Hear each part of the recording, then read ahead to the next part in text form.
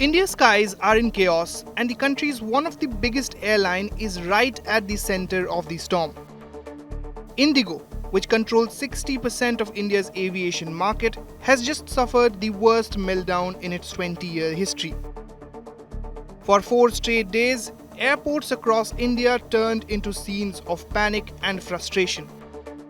Over 1,500 flights cancelled, lakhs of passengers stranded, and terminals overflowing with exhausted flyers, sleeping on floors, without food, without updates, and in many cases without their luggage.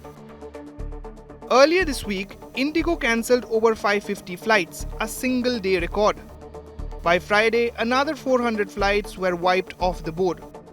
Delhi and Chennai airports went so far as to cancel all IndiGo departures for hours at a stretch. Passengers missed weddings, missed exams, missed international connections.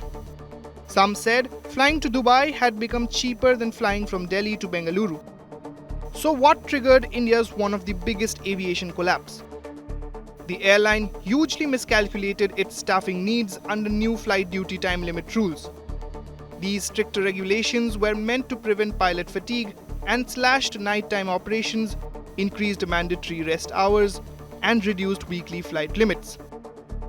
IndiGo simply didn't have enough pilots to operate its massive 2,300 flight schedule. As cancellations spiraled, Civil Aviation Minister Ram Mohan Naidu hauled IndiGo's top brass for an emergency meeting. And today, we have observed that the new FDTL regulations, they started in November, which was 1 month before itself. And through the last 1 month also, we have been observing, and things were pretty much not to the extent of this, but there was no issue regarding the new FDTL norms that was observed. And the second thing is that the other airlines, Air India or the Akasa or SpiceJet, they have all adjusted and they have done the necessary this thing. But here, what was unanticipated suddenly, which has boomed into this because of the mismanagement that has happened at the IndiGo regarding their crew, that is why this incident has happened, which is why, to ensure normalcy is there at the earliest, we have given certain abeyance to the FDTL norms to IndiGo. But on the other side, because we have observed this only in IndiGo, so we have established a committee which will inquire into all this so that they can establish where things went wrong and who did it wrong. And we are going to take necessary action on that also. This thing shouldn't be left unattended. We are taking strict action on this so that whoever was responsible into this needs to pay for it.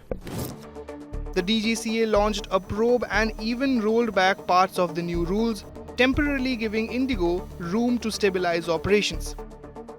But the message from the government was blunt: fix this fast and no fare hikes for passengers. At airports, tempers boiled over. People shouted slogans, confronted staff, and begged for clarity.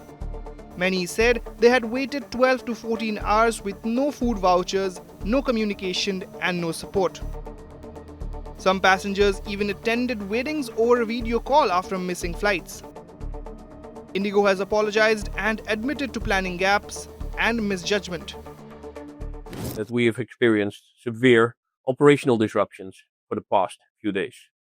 Since then, the crisis continued to aggravate, with today, December 5th, being the most severely impacted day, with the number of cancellations well over 1,000, or more than half of our number of daily flights.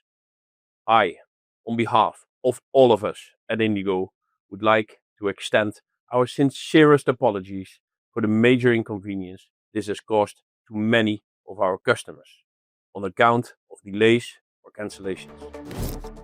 But with fares skyrocketing, public fury rising, and a high-level inquiry underway, the turbulence is far from over. For an airline that once prided itself on time all the time, this has become a wake-up call. A moment of reckoning, not just for IndiGo, but for India's entire aviation ecosystem. IndiGo says normalcy will return within 72 hours, but for now, thousands of travelers remain stuck, frustrated, and waiting for takeoff. With Shorik Shah, Bureau Report, India Today Global.